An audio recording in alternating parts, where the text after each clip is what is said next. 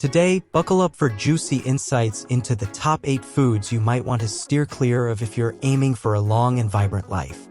Now, we've all been hit with lists like, eat this, not that, but let's be honest, understanding the why is the real game changer. So, today, we're not just dropping the list, we're dissecting it. Stick around, pay attention, and you'll soon become the maestro of your health symphony. Non-fat products. Now, let's flip the menu and dive into number 8, the 8th culinary villain on our list. Brace yourselves. It's those sneaky non-fat products. Anything screaming non-fat or low-fat might seem like the hero, but it's a wolf in sheep's clothing. Stay tuned as we delve into the details, navigating through the health impacts list. Your vibrant life journey is just beginning. For the 8th item, it's any fat-free product, anything labeled as non-fat, low-fat, or reduced fat, be it yogurt, milk, sour cream, fat-free sour cream, which is a contradiction in terms, mayonnaise, salad dressings, peanut butter. All these things that naturally have some fat in them. If labeled as low-fat or non-fat, it means they've removed something. The food was complete, whole, but they took things out because they're afraid of fat. Fat provided flavor, texture, mouthfeel, richness, and satisfying properties. When we remove that, we lose the food's satiety property, and they often need to add sugar, artificial flavors, stabilizers, and various chemicals to try to replicate the original texture and taste. So, it often becomes a ruined food. Fat was there for a reason from the start. If nature put fat there, it was good fat. Unprocessed foods have good quality fats, and when we remove them, like healthy oils in salad dressings or mayonnaise, these fats are good. However, when we remove them and replace them with something else, it just becomes a chemical concoction. These are things I would never eat if I had the choice. Deli meats. The number 7 pick on the list is processed meats, and this is one of those things that can be either good or bad. So, you need to understand why it would be or wouldn't be. If they take good, healthy meat and don't add a bunch of chemicals, avoiding the use of nitrites, especially if the animal was organically raised and fed sustainably and consciously, then it can be an excellent product. However, if they add sugar, nitrites, artificial flavors, and things that give a certain texture, along with preservatives, it's no longer a good food. They've added as much poison and strange things as there is meat there. This is especially true for things like sausages, where it's uncertain what's in them, and sometimes there's so little meat that there's more of other things. Sugar. Number 6 on the list is sugar, and the only reason sugar isn't the number 1 villain is that it's not pure poison. It doesn't fall into the poison category, instead it's a refined and highly processed food. It can be converted into energy, but it depletes the body as it lacks necessary nutrients. In this case, the dose truly makes the poison. Now, sugar is the most natural molecule on the planet. Everything plant-based is sugar, specifically glucose. It just takes different forms. Trees are glucose, grass is glucose, fruits and vegetables are glucose. So, it's not an absolute evil, it depends on the form it takes. It's the quantity that turns it into a potential poison. This transformation occurs when we encounter refined white sugar and high fructose corn syrup, especially when added to drinks. This makes it dangerously easy to consume excessive amounts. The ease with which sugary drinks allow us to consume hundreds of grams of sugar daily is alarming. Sugar has become a ubiquitous part of our culture and habits. It's everywhere, with beverages being the main culprits. However, the concern extends to anything containing sugar, such as candies, snacks, muffins, waffles, pancakes, syrup, and more. The guidance here is to be mindful of sugar consumption, track the grams consumed, and aim to keep added sugars between 5 and 10, or ideally 0 to 10 grams per day. Anything beyond this range is excessive and can burden the liver, which works to metabolize the fructose present in sugar. Remember, sugar may not be pure poison, but it is certainly the root of many health issues. White flour and modern wheat. Number 5 on the list is white flour, modern wheat, and anything made from these items. White flour essentially involves taking whole grain flour, processing it, and refining it. Often, chemicals are used in the process, giving it a somewhat contaminated nature. The primary goal is to extend its shelf life by removing all nutrients and preserving only the starchy part, resulting in what we commonly know as white flour. The The most relevant issue is that the majority of white flour is produced from modern wheat, which is drastically different from the wheat of thousands of years ago. It is advisable to avoid any product containing modern wheat, including breakfast cereals, waffles, cookies, toast, and similar items. The prevalence of modern wheat in numerous cereals on store shelves is impressive. Even children's cereals, often loaded with sugar, artificial colors, and flavors, along with synthetic vitamins, lack the essential qualities of real food. Therefore, if you care about the well-being of your children, it's better to avoid these products altogether. Commercial oils. The fourth category on our blacklist of foods to avoid, commercial oils, or as I like to call them, the kitchen villains. We're talking about those so-called vegetable oils. I'm talking canola, safflower, soybean, corn oil, you name it.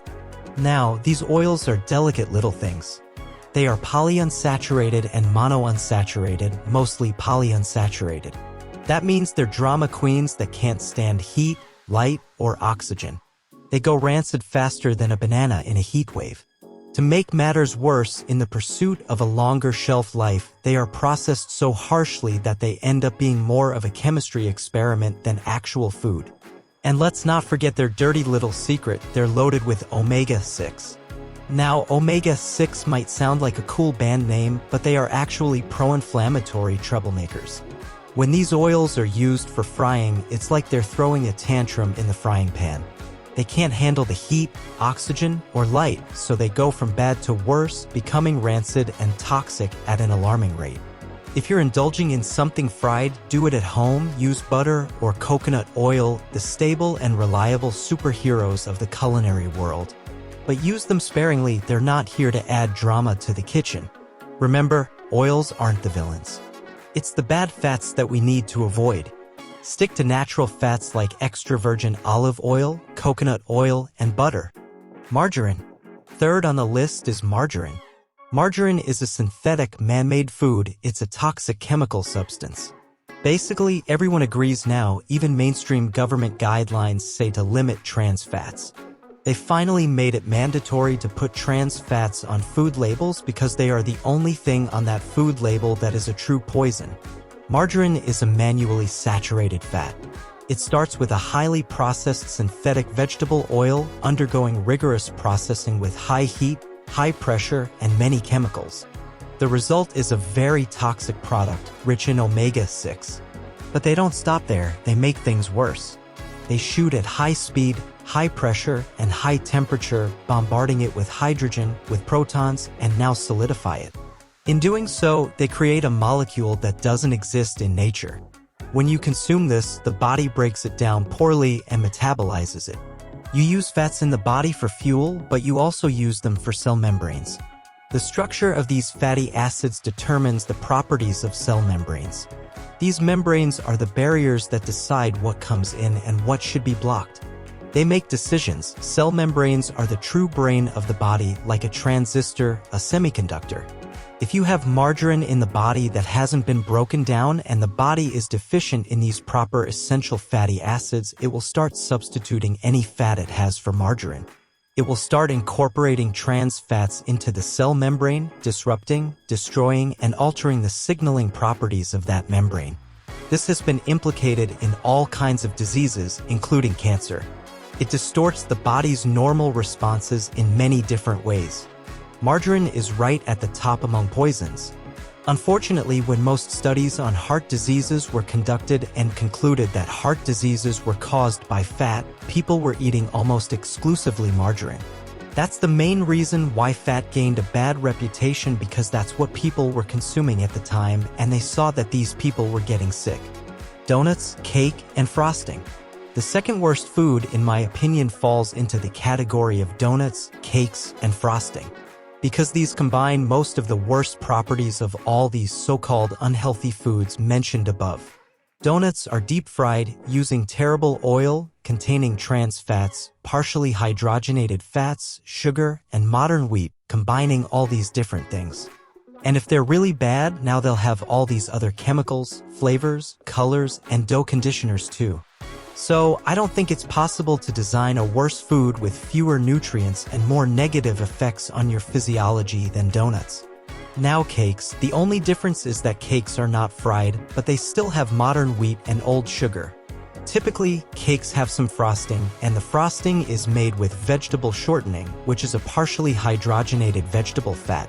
So, it's pretty much just another version of margarine but worse. Cakes, frostings, and donuts combine all the worst things from those bad foods mentioned above. You can make very tasty desserts with natural foods without using any of the bad fats, without using any processed sugar, and you can make them healthy. Artificial sweeteners. The worst thing on our list is undoubtedly artificial sweeteners. It's not food, it's not a nutrient, it's poison, a neurotoxin. Some are a bit worse than others. I would say aspartame is by far the worst. Then we have sucralose, known as Splenda, saccharin in sweet and low, and acesulfame K, which is usually not sold alone but is combined with other things. What's so bad about these sweeteners? They are neurotoxins, chemicals, man-made with no function, position, or place in the human body. The reason why aspartame is so terrible is that it breaks down and the resulting products are formaldehyde, also known as embalming fluid. It breaks down into methanol, wood alcohol, the substance that can make you blind, and it also breaks down into an excitotoxin, a neurotransmitter, just like monosodium glutamate, MSG. It has a triple effect of toxic, poisonous effects in the body. There is a high number of liver toxicities, kidney failures, and all kinds of autoimmune conditions that, in my opinion, are caused by aspartame. There were more complaints to the FDA in the 10 years following the release of aspartame than the FDA had received informal complaints in the entire history of the FDA. So, this is poison. The others are not much better, they are still man-made, very poisonous chemicals. Sucralose is a chlorocarbon, chemically related to DDT and the family of pesticides, most of which have been banned worldwide for being carcinogenic. So, avoid artificial sweeteners and anything that contains them. You have to be very careful. The obvious giveaway is diet sodas. Diet Coke, Pepsi Diet, all these, but also low-calorie yogurts that have artificial sweeteners. They are in chewing gums. It used to be that you had regular and sugar-free chewing gums, but now both regular and sugar-free contain artificial sweeteners because it prolongs the flavor. They put sugar and this synthetic stuff in it. You have to look very, very carefully. Thank you so much for watching. If you enjoyed the video, share it with your family and friends, and feel free to leave a comment. Most importantly, have a great day. See you in the next video.